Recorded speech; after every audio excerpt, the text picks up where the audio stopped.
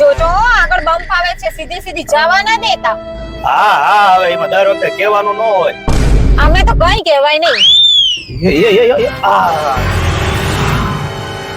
મારો બેટો બમ્પ દેખાણો નહીં.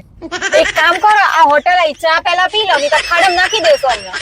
હા હા, હવે ઊભી રાખી દો, હાલો.